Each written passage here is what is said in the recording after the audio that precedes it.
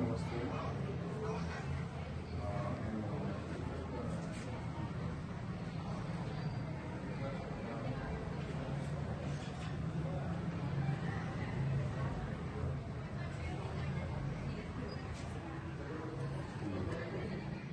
Booth में पड़ता है।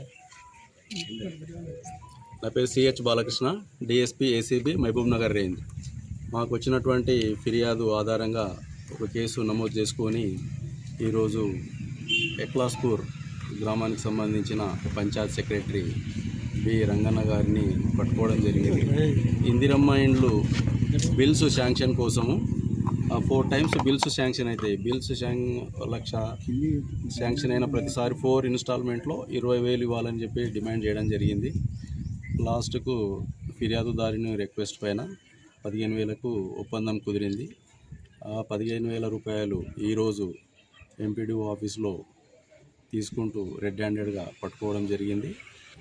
బి రంగన్న పంచాయత్ సెక్రటరీ ఎక్లాస్పూర్ గారిని అదుపులోకి తీసుకొని విచారణ చేయడం జరుగుతుంది.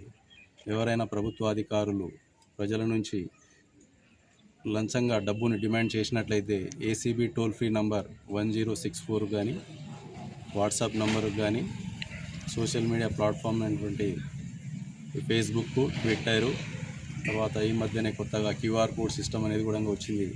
కాబట్టి దాని ద్వారా కూడా ఫిర్యాదు చేయవచ్చు.